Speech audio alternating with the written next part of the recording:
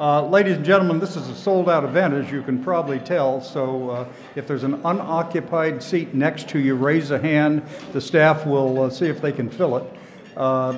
We've got some people who were wandering around outside hoping to get in.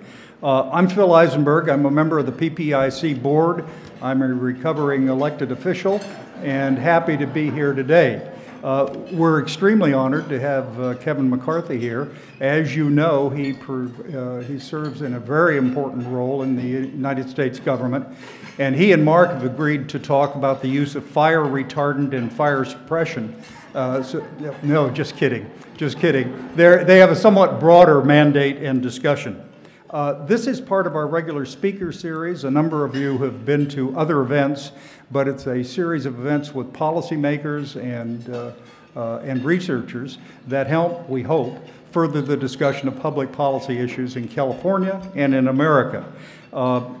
It is done through the courtesy of our donor circle. On the back of your little programs, you'll see the list of our sponsors, and it is a broad and diverse list which is a testament, we hope, to PPIC. Before we begin, I just wanted to make a couple notes. You'll get an email at the end of this afternoon asking you for comments and reactions to this discussion and discussions generally. Please respond. It helps us organize our planning. All right, the next thing is take out your cell phones and turn them off. You will be shot. You notice the security around with earbuds and stuff like that. They're going to shoot you if your phone goes off during the discussion. So it is my honor and my pleasure on behalf of myself, Donna Lucas, Steve Merksamer, other board members who are here to introduce our discussion. Mr. Baldessari, Mr. McCarthy, thank you very much. Thank you. Thank you.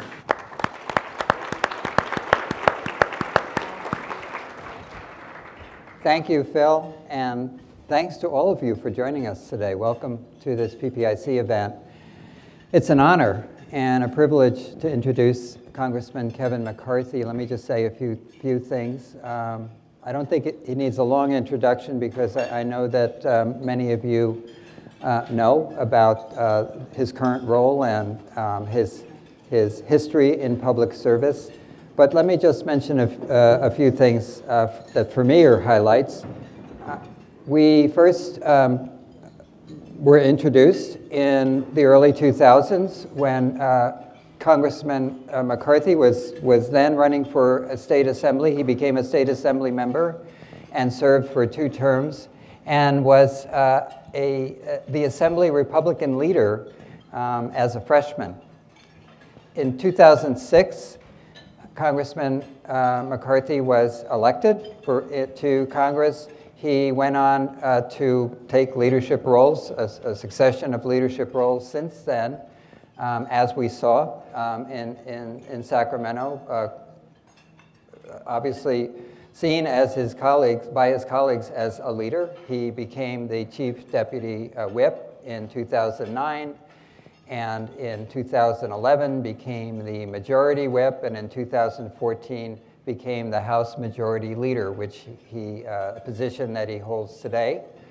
And so we're, it's really, from our perspective, a Californian who has a very, very important role in Washington today, which is why that we thought really to begin this conversation by asking Congressman McCarthy about how, as majority leader of Congress, he navigates the challenges of the federal-state relationship today.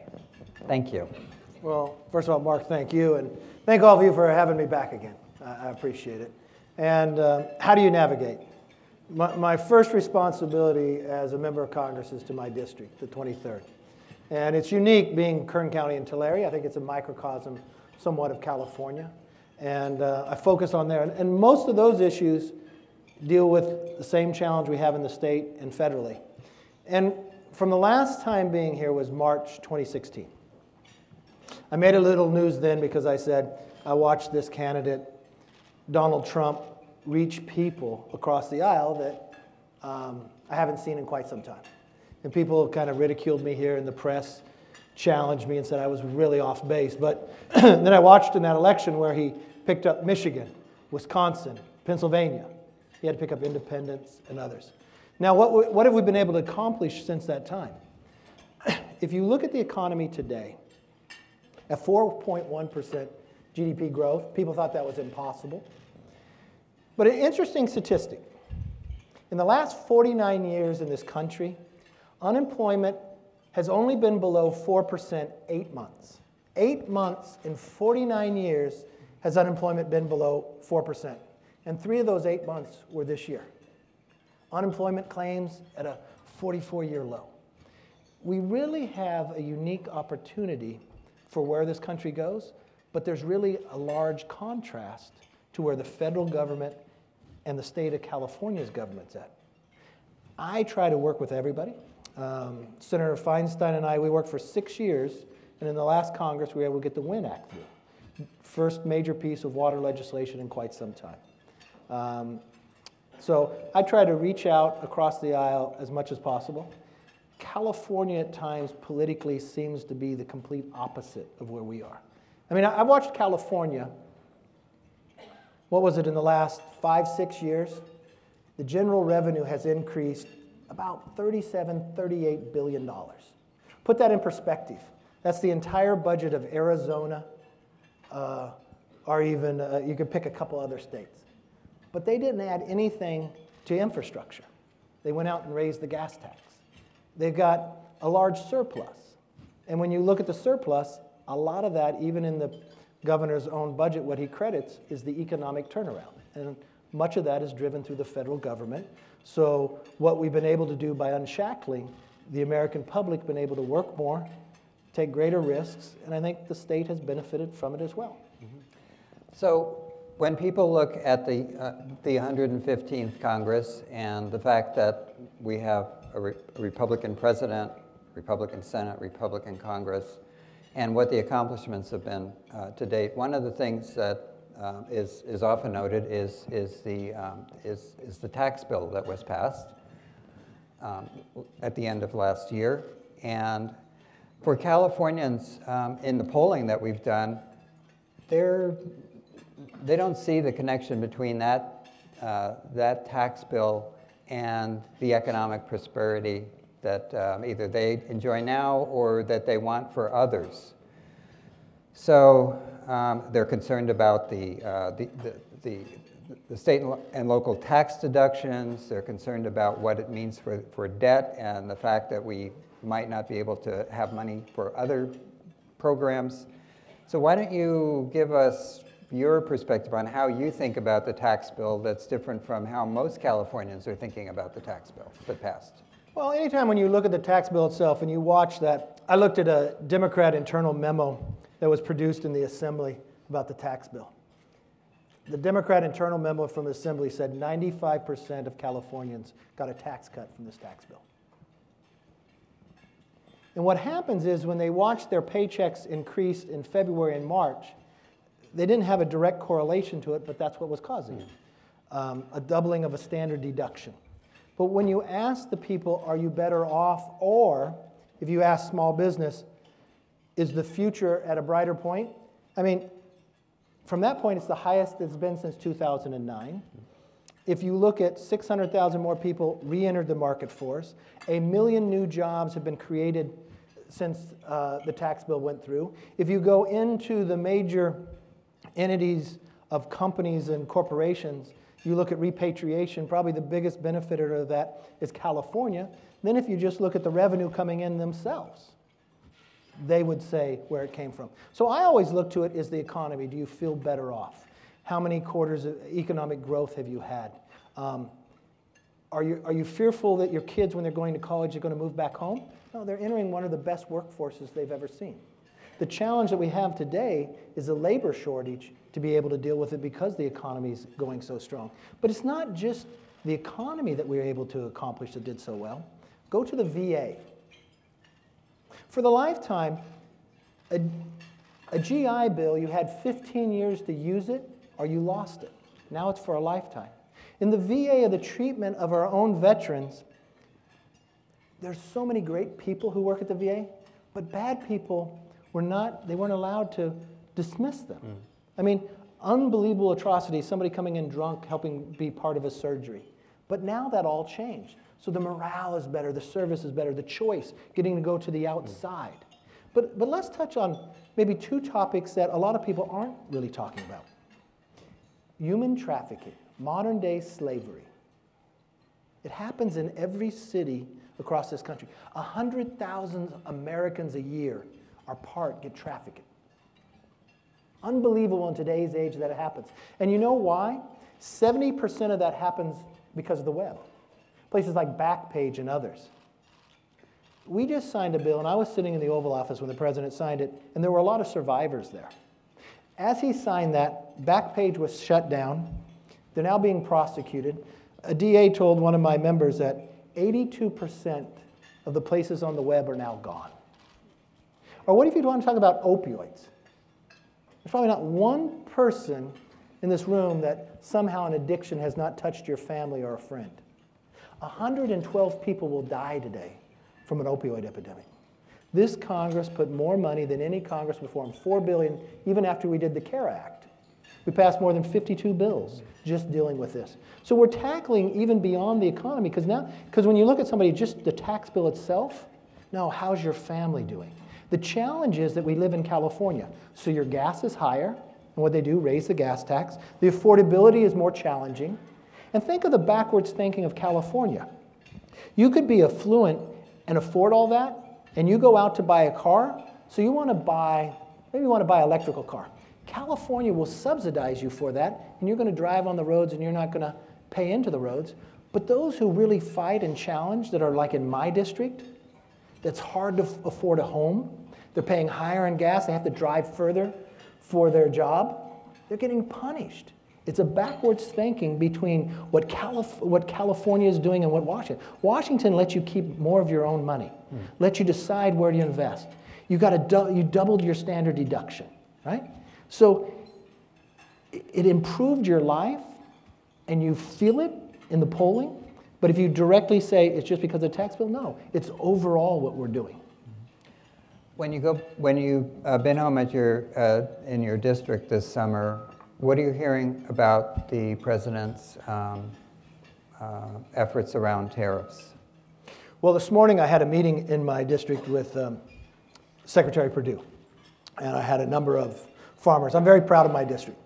So since I'm here, let me brag a little bit, okay? So Bakersfield and Tulare, Kern County is the county. Gene Fuller, Vince represented. Kern County produces more oil than any other county in the country, in the lower 48. It's in California, even though California tries to punish it, but it's a major job creator and a major funder of schools and others. Kern County is the #1 ag producing in the entire nation. So our discussions as we sat around the room, is very productive. There's not one person in the room that didn't agree that somebody should have stood up to China quite some time before. Their theft of intellectual property, the unfairness of playing.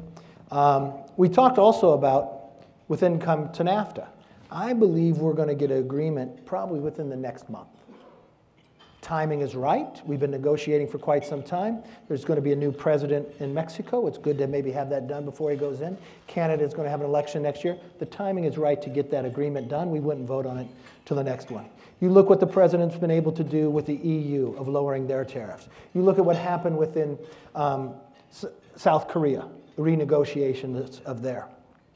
I think what they're looking at, they understand that there are some challenges going through, but for the long run, it will be much better off if we get a fairer process when it comes to China, especially with the long term of where the world looks like. But it's made people nervous. It's made them nervous. It is a challenge. Yeah. And that's why we're sitting, listening, talking, and planning. Are there ways that we can do to help? Are there markets we can open up in other places and move forward? So the top two issues in our statewide survey for quite a while now have been the economy and immigration. Even though the economy is great, people have concerns about is it great for everyone? Things of that sort. We could come to that maybe at some point later, but let's turn to immigration, because that's the topic that where, again, there's federal and state tensions. You come from a district that's very diverse, and you are highest official on the Republican side from California. And where do you think the Congress can move forward on the issue of immigration policy? I think we're going to solve this problem. Unfortunately, we had a couple immigration bills come very close to passing. It takes 218 to pass a bill. Between the two bills, 223 Republicans voted for one or the other. So you got 218 somewhere. The challenge that's happening is we make policy in the world of politics. The Democrats have now felt that they're not going to vote for anything. What was most disturbing to me, children's health insurance program. Do you realize that it just got extended the longest, a full decade, and the Democrats voted against it? So they're in a mode that they just want to hunker down and not be. If just a few Democrats moved over and would work with us and even vote for it, we would have had an immigration bill done. I believe this president will actually solve immigration as we go forward. And immigration is diverse. We have to first secure the border. People all understand that and believe that. We have to do something different with our laws because you watch what's happening to the children. 10,000 children were sent up without parents in the process. Economically, we need to have immigration to be able to continue our growth of where we're going. But it becomes a real challenge. I think we can solve this problem. I think we're very close to doing it. If we had willing partners on the other side, it would be done. And what would comprehensive immigration look like to you? You'd have resources for security in the wall. You would change how we treat people that come illegally across the border. What would we do? Because what most people don't quite understand, if someone's caught coming across the border illegally and they're from a contiguous country, from Canada or Mexico, they're sent back to their country. But if you come from another country, you're presented a ticket and asked to show up in a number of years from then. I think we should treat people equally all the way across. And I think we can solve that problem so it won't create the insanity. Half of everyone that's here illegally came here legally on a visa and have overstayed their visa. We have to have a program that actually works from that process. I think we can get there. We can deal with, if we don't hold you liable for what your parents did, from where the children are, I think we could deal with that. But the president the president offered this in the State of the Union. He probably went further than most of our conference would go. But he asked, let's have border security. And the Democrats said no. It's very interesting that I think they want something for a political campaign instead of something that actually secures where we are. Well, this is something that Californians have been waiting for a long time. I don't believe in sanctuary cities. And I don't believe that's productive. I don't believe that helps security. And I believe from, if you watch what California is doing now for the entire state, and you watch the local governments rise up, it really becomes a real challenge because, interesting enough, a number of Democrats want to abolish ICE. If you study what ICE has been able to do, from the amount of drugs they stop, from the number of MS-13 individuals they've been able to stop, gang members, these sanctuary cities give them safe haven. And I just don't believe if you go into these communities and look that any community wants more MS-13 agents. So I do believe there is common ground we can find. What was interesting is a number of Democrat members put a bill up to abolish ICE. So I said, I'll bring it up and you can vote on it. They quickly said, no, we don't want to vote on that bill. So we put a resolution just stating what ICE has done. Do you know how many children ICE has saved from being trafficked? Do you know how many they've stopped of those that actually are running those children? I mean, we're talking thousands of people, the amount of drugs. So all we did was put up a resolution that said that, and said that we're opposed to abolishing ICE. 163 Democrats voted present. I've never been asked one time in any debate for Congress to go there and fight and make sure you vote present on an issue. It was the most interesting thing, and that's where you saw a real contrast. So is it going to be in this session of Congress or the next one that we might see? I think policy. it'll be in the next. The next one. Okay. So you've been watching from the East Coast and now been in California as we've experienced. I come home every weekend. I spend more time on the West Coast. As we've experienced, and from both places, I know, because it's made a lot of news on the East Coast, but obviously we're living in an unprecedented situation of wildfires this summer. Really something that we saw start, a year ago with Sonoma. PPIC has had reports on the topic. The Little Hoover Commission has talked about forest management, but people are really concerned about wildfires, and they're really concerned about what can the federal and state government do together, productively, constructively, given these circumstances that we are now facing, which seem to be, I hate to call it the new normal because it's not normal, but that's what people are calling it. These fires are devastating. My father was a firefighter. I served a couple seasonal years, 3 of them as a firefighter. I happened to have been in Sacramento with the vice president when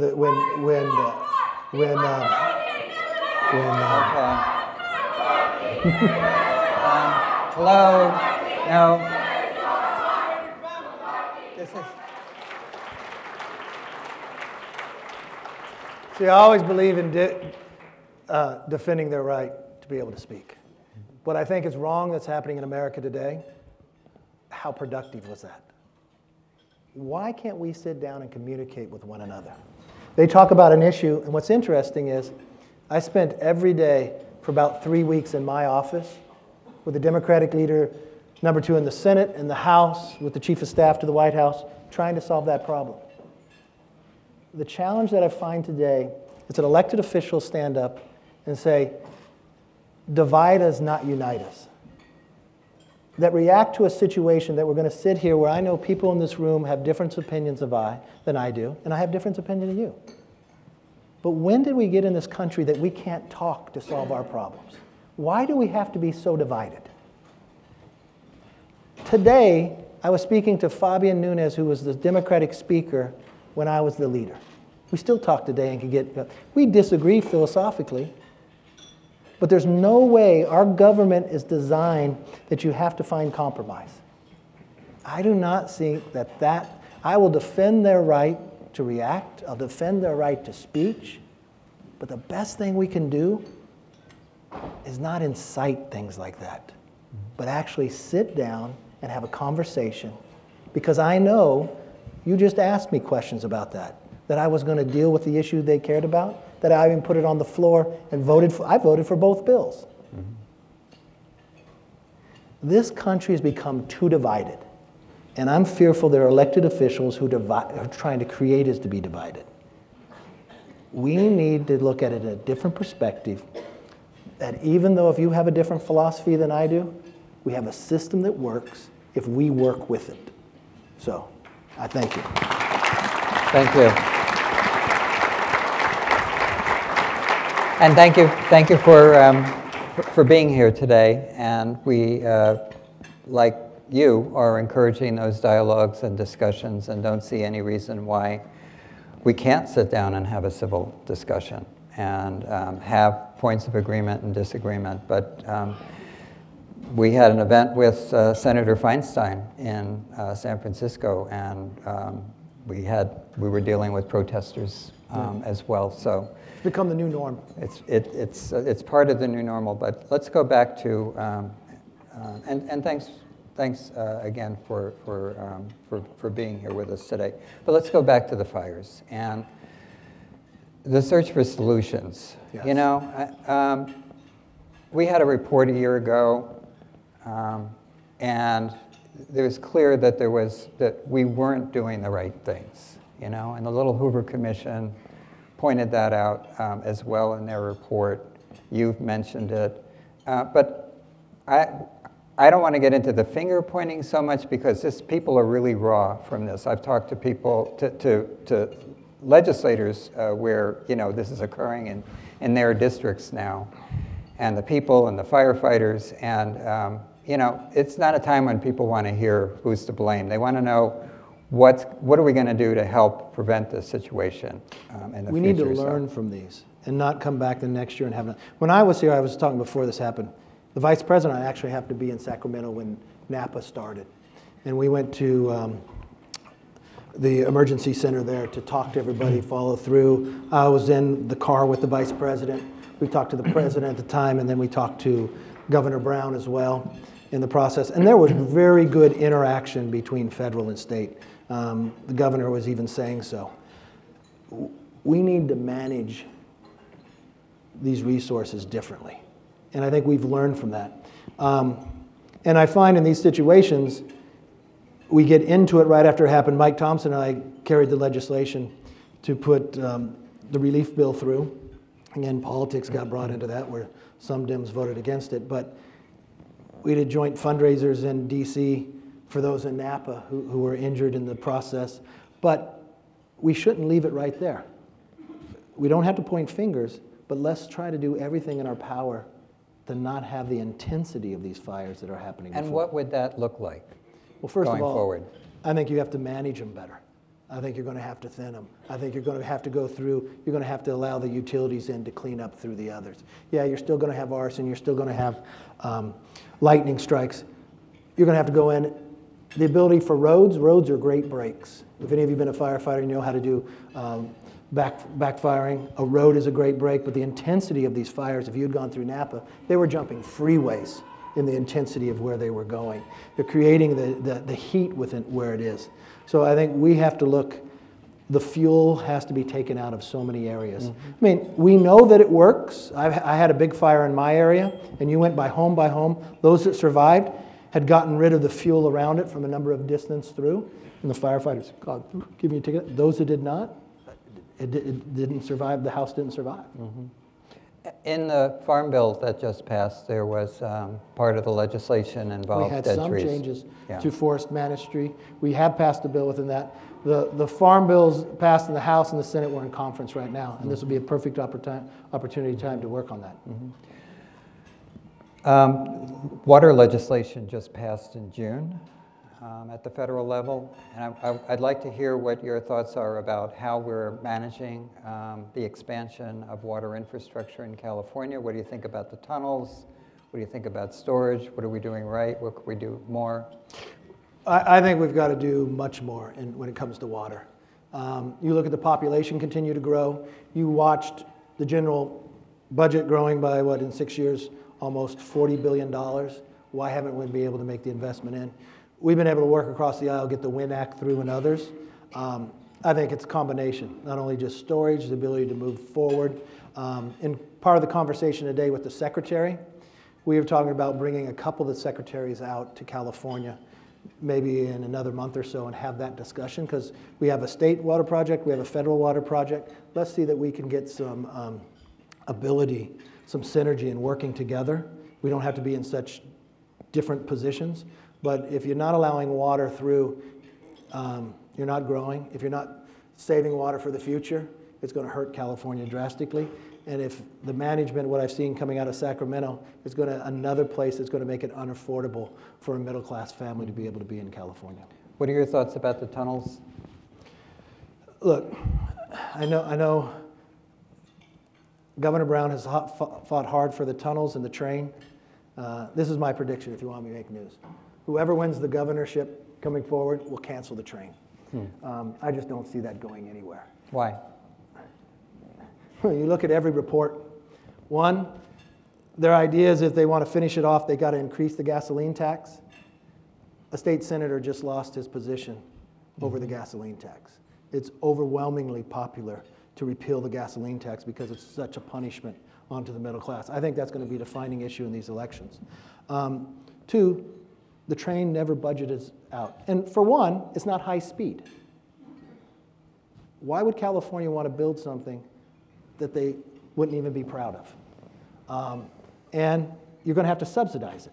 So you're going to increase more, take more away from schools and others? I don't see how that plays. The tunnels, if they could be built, that they could guarantee water coming down, I would be supportive of it. But I see this continuing not to get to fruition. But I hold my judgment on that. I want to see water get to the southern part of California in the Central Valley. And PPIC has done a lot of work on the possibilities around groundwater and groundwater storage. Do you have any thoughts about that as somebody who's focused on Another great water? thing to brag about Kern County. They're the best when it comes to groundwater storage. And they store water for Southern Cal and everybody else. It is something we looked in the future because we know how precious a commodity water is. And that's why when you talk about storage from above and below, and look what the federal government just passed. We're increasing a number of dams going through. You're going to see action taken. So we are getting somewhere when it comes to water. I'm hopeful the state will join with us. Moving from water to air and auto emission standards, which a couple of weeks ago, there was obviously a lot of controversy around that, and again, the federal-state relationship. What are your thoughts about whether the state should be able to set its own auto emission standards and air quality standards? I have a real concern about air quality because from where I come from, the bottom of all the mountains, and we collect all the way from San Francisco. What I have found because of these fires, there's studies that are showing they're producing more emission than all of our cars are doing. That's why the focus of you going back correctly within there. Look, I'm a 10th Amendment person, but I also understand that if California does one thing, it puts the rest of the country in another place. I thought this is a place that federal and state should have got together and worked out the difficulties. I know the feds tried to sit down. What would that look like? Well, look, I won't predetermine what it is, but when you set emissions numbers that people can't even reach, you're not taking economics into play. I think we should look at economics at the same time. I want to have the quality of the air there. I also want to be able to achieve that. But I want to work with both sides. I know once President Trump was elected, it seemed as though California wanted to be in a position to just sue and fight instead of take a pause and listen and find places we agree with.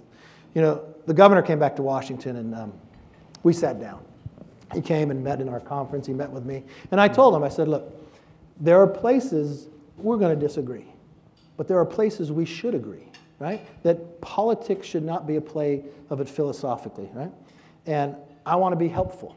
I'm from California. And I thought I had a very good discussion with the governor. Unfortunately, the next day he's out on the steps protesting with the Democrats as they're protesting.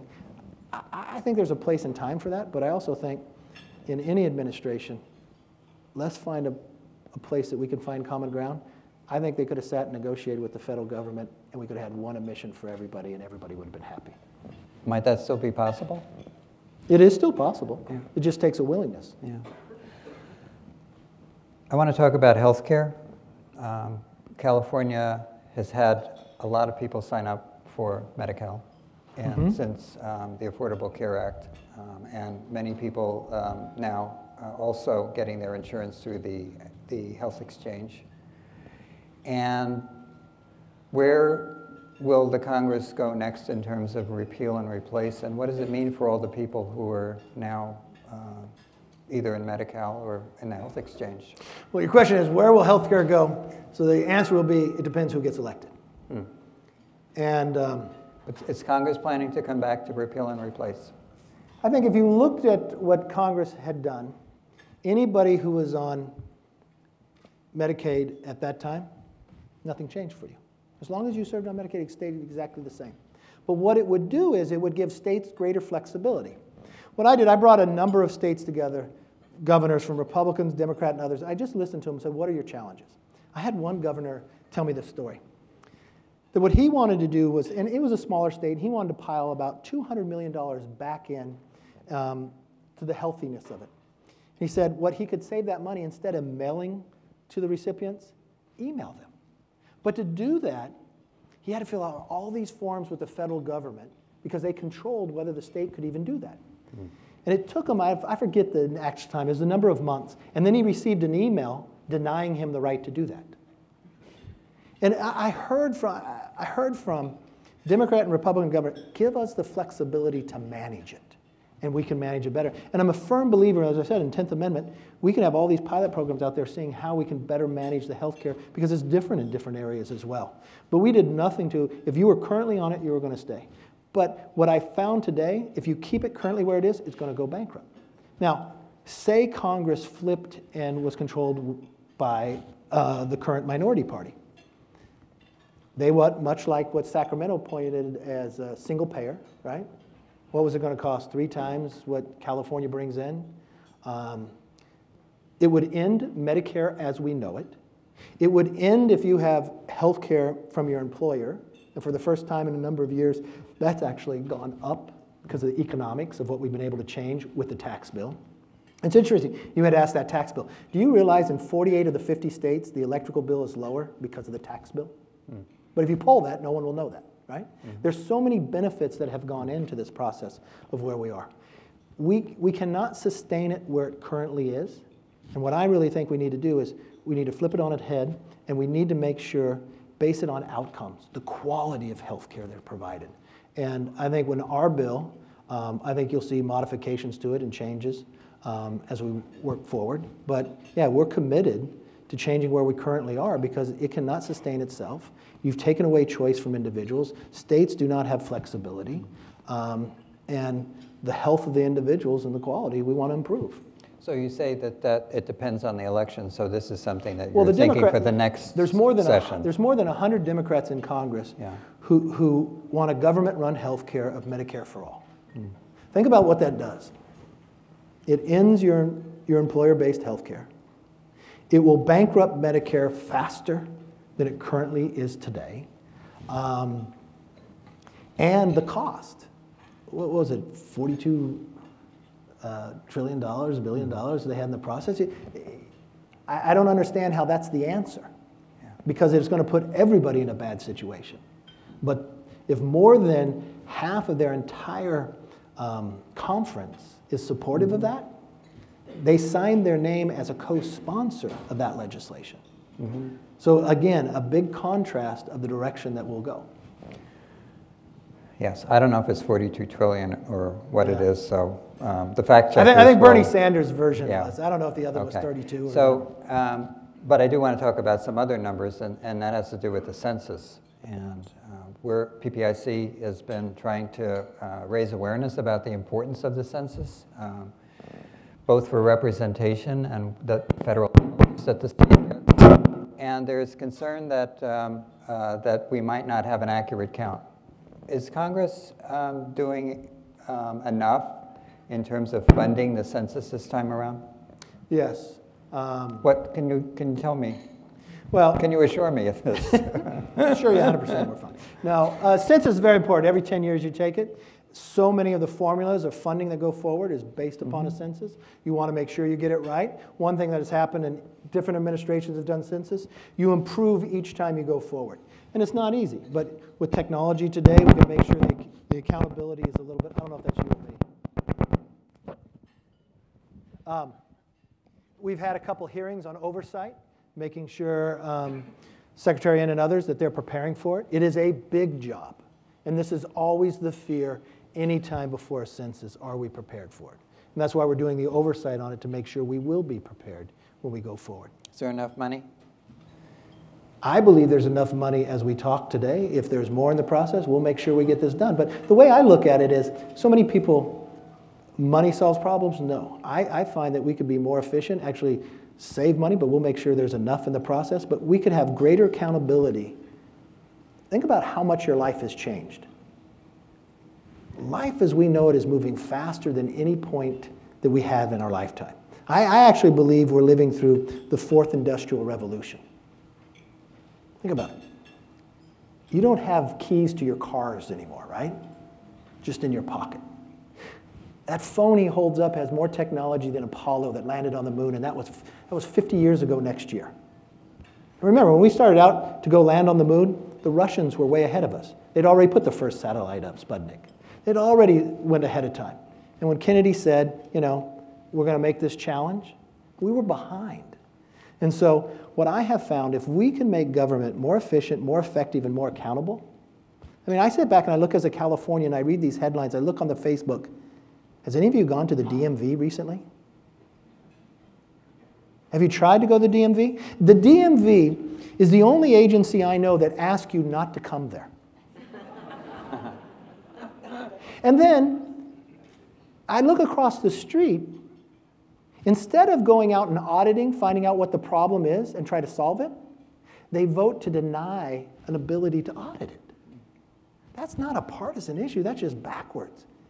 I think government has a responsibility to their citizens, their constituents, to be effective, efficient, and accountable.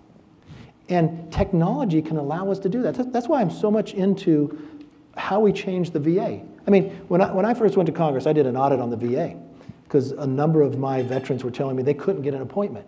But you could walk out on the street with a phone and you could get a Uber, you can rate the driver, they can rate you, and you could pay all right there. Why couldn't we do half of this from the DMV before? I mean, there's a better way to do this in the process that's happening today. So we had a conversation with the California Secretary of State yesterday, and he likened the issue of making sure our elections weren't hacked into. He said it was like, well, one of his colleagues in Minnesota actually said it's like a race that never ends.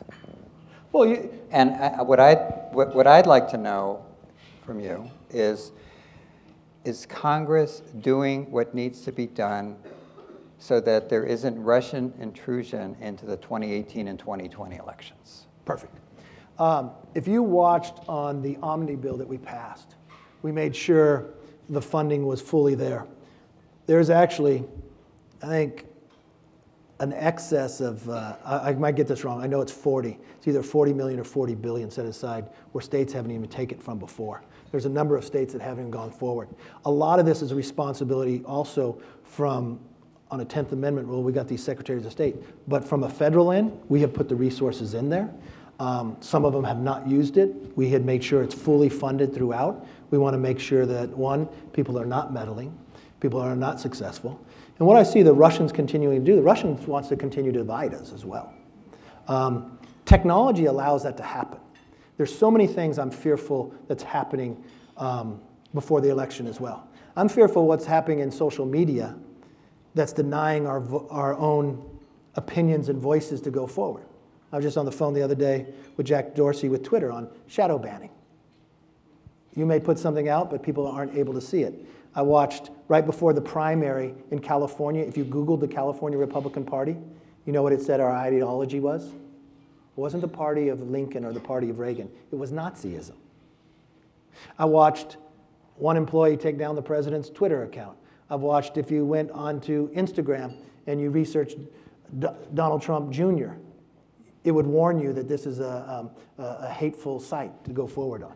There is power that people have, that social media is providing so much of our information, much more than what print or others are doing. And an algorithm right there can deny us to actually have our own voice to go forward and whether you can see it. So yes, we fully funded on that end, but also I want to start looking at what's happening from a point of view of making sure that it's a transparent network as well.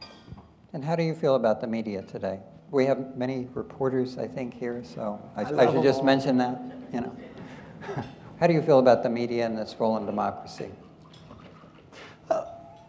Well, look, there's a place for the media. And what's interesting today with social network, everybody's the media, right? You can move something and make it go viral faster than somebody else. This is the one thing I think we should do with the media. Not we do something, but I think collectively, media is different today than I think it was in the past. When you go home tonight, you can get your news philosophically presented to you in the philosophy you want. And they'll cover events that I'm at, and they both kind of cover it different.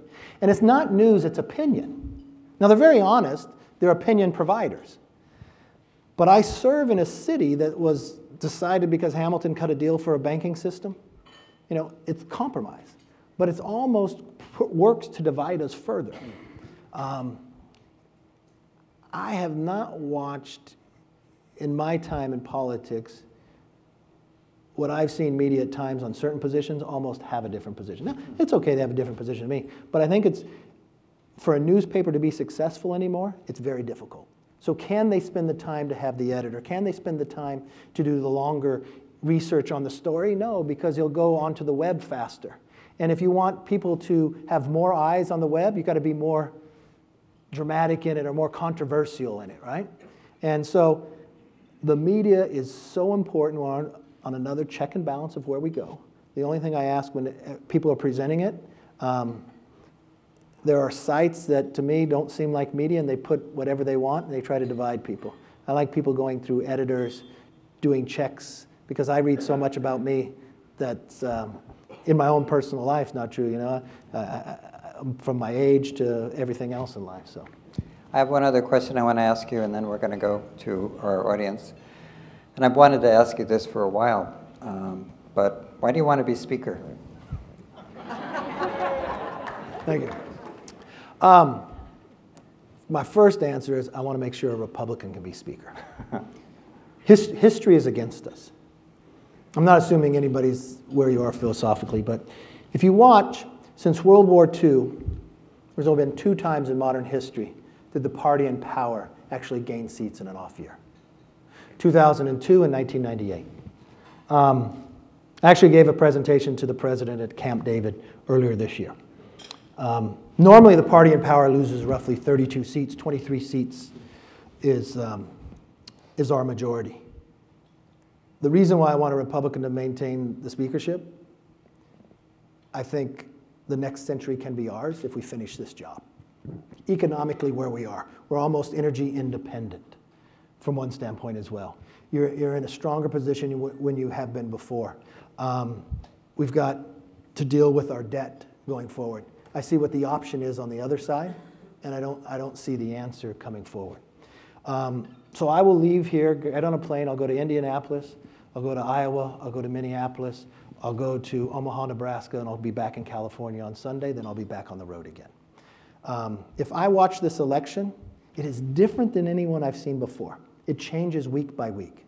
The number one thing you want to watch in an election like this is the generic ballot. The generic ballot is a good indicator because it's a straight up, do you want a Republican or Democrat in control? When I gave this presentation to the president, it was plus 13 for the Democrats. I said we'd lose the majority overwhelmingly. If you watch where the generic ballot is, if I just watched, you know, RealPolitics.com will do a running average, but I watched one the other day that came back as Democrats plus 3. We'd keep the majority. You see, there's a 4-point advantage based upon that we don't represent the cities, we represent suburban areas Republicans. So if we get 49% of the vote, we'll get about 53% of the seats.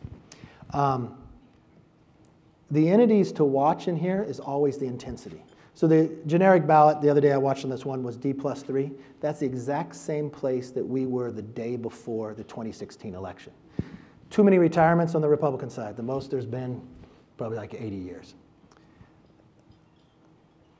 The intensity level is greater on the Democratic side than on the Republican side. We've had 10 special elections. Republicans have won 8 of them. The one that we lost in Pennsylvania, we lost to a Democrat who was pro-life and pro-Second Amendment. And we lost a couple days later. I always said if we had a different candidate, we would have won that one. It is intense in the process. On the financial side, Democrats have done quite well on raising money across the country outside of their districts within. But let me give you one example on a seat that you will watch. Tom Price's old seat, Karen Handel's seat in Georgia. This is the Buckhead area. The places that are the entities you want to watch in this election are going to be women, college graduates, and seniors. They're really going to make up the determination, and 2 million people will determine who's the majority. It's all going to be on turnout. A higher college-educated district more likely in a swing vote. If you looked at this suburban seat there, Hillary Clinton, I think, only lost it by about 1.5 points. It's like the 3rd highest educated Republican seat there is. They had an open primary where you could actually win in the primary. Democrats selected on one individual. He raised a tremendous amount of money. The state that gave him the most amount of money was California, second was New York, and then it was Georgia. Came very close to winning it in the primary. Karen Handel came out of our primary. Republicans have won the majority by winning married women. And married women, number one issue is safety. Do they feel safe in the job? Does the country feel safe? Do their children safe from drugs? Are they safe online from human trafficking? Are they safe in their schools? Safety is the major concern we all have for our children. President Trump won college graduates by 3 points. Independence matter. When we won the majority in 2010, we won independence by 18 points. When we lost it in 2016, I think we lost it around that same amount of time, independence. So independence, where you watch. But in this seat, Karen Handel was losing independence, married women, came back and actually won the seat. How'd you do it? We focused on turnout. We focused on safety. And there's another issues of going forward. I think this perspective of where if you look and lay out the Democratic agenda and you lay out our agenda, if it's going to be on ideas, we're going to win. If it's going to be about the economics, in 1998, Bill Clinton was impeached at the time. Republicans were supposed to gain seats. And at the end of the day, Democrats won, picked up 5 seats, and we changed speakers. How? He had 6 quarters of economic growth. Republicans had shut the government down and lost, and his issues triangulated with welfare reform and others. We have just now entered our 6th quarter of economic growth. Schumer shut the government down. It's different today because of so much social media. You don't remember it. If you take our issues and you take names off it, overwhelmingly support. It'll end Medicare as we know it on their health care. They want to abolish ICE. And Tom Steyers is out there wanting to capture government to impeach a president. He brags that his list is bigger than the NRA. Terry McAuliffe, former governor of Virginia, he wants to be president one day. He ran all the Clintons. He was on the Sunday News show last week. What did he say? Yes, we should look at impeaching the president. I don't think America wants to turn over Congress to abolish ICE, destroy our health care system, and just take it over to impeach a president. And so when I look at 1998 and what everybody was looking at, I feel pretty good about where we are. I know it's going to be competitive, and I know week to week is going to change, but I think if this is on ideas, we're going to be there. This will be the year of the woman, though, and I think that's productive. If you look at in these primaries, when they're a woman versus a man, there's a study that just came out, said it gave about a 10 points. Inside a Democratic primary, a woman versus a man in an open seat won 71% of the time. From that perspective as well. And I'm very proud of our party, the youngest woman ever elected, Elise Stefanik. She just had the president in this week signing the NDAA. And this is when we want to talk about issues. In the last number of years, military was cut 20%, but the world's not 20% safer. We just increased our spending. We gave our military women and men one of the biggest pay raises they had in almost a decade. We've got a lot of things that we have accomplished. If you look at, in modern history, the last 25 years, the Congress that has passed, Quorum did this study, the Congress that has passed the most bills out of the House of Representatives is the current Congress you're in. The most out of committee, the most bipartisan in modern history. So we have a lot to talk about. We have to break through the noise and the chatter to get people to see it. So that's your answer to my question, and you're sticking to it, huh? Look, Okay. okay, my favorite movie is Braveheart. And I'm going to tell you the favorite scene of Braveheart, okay? It's after the first big battle where they fight and they win. And they go into this pub. And William Wallace is there and they're knighting him. And then they all start fighting over different land. And William Wallace starts walking up the stairs. And they stop and say, "Why are you leaving?" And Wallace turns around and he says, "You think these people exist to provide you with possessions. I think your possessions exist to provide these people with freedom. I didn't run for Congress to become speaker. I ran for Congress to change the country. And I'm going to keep doing that. And I think at the end of the day, if we're successful, the person that puts in the work and the best person for the job will be able to be sworn in. So that's my focus. It's not about getting possessions. It's about providing more freedom." Okay. Well, that's my answer. How about some questions from you? Yes? Thanks. I have a question about HR 6. Okay. All right, tell me what that is. I have a And we have to be very brief with our Yeah. questions. We want to take a few, and It's- we're already in overtime. Right, it's the bill about the opioid epidemic, and that it depletes CMS funding by about $3 billion and shifts it from one to another. It doesn't really increase any of the money to help deal with this issue. Is H.R. 6 too little too late, and is the healthcare insurance system bankrupt?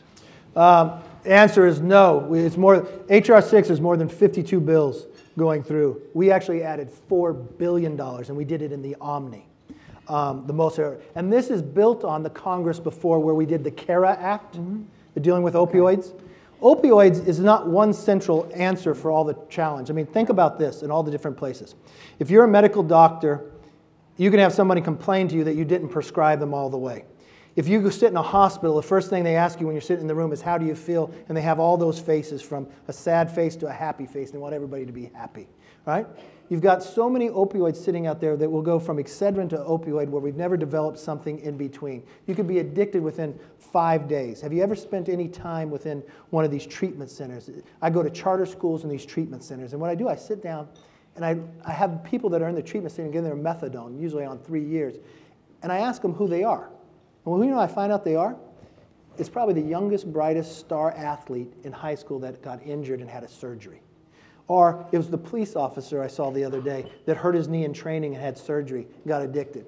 Or it was a minister's son that went out, and you know what he found afterwards? That he couldn't afford it, so he started going to heroin. This is an epidemic with so many different problems out there. That's why it is a large number of bills built off the CARA Act. We'll still have to do more, but we are changing the tide of the direction we're going, and I'm proud of the fact that we led on it. I'm told we're out of time. I'm sorry, we don't have time for more questions. Oh, man. Bob had his hand up too. Okay. No, we don't need to go there. Go. Let's do one right over here. Okay, let's do one more.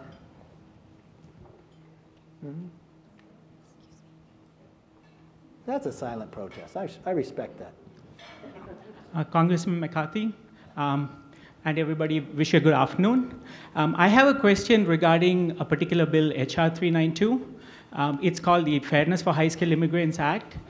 So I came to this country as a legal immigrant 12 years ago, and I like the people, I like the culture, I liked the kind of work and how hard work pays off here. And so I applied for a green card.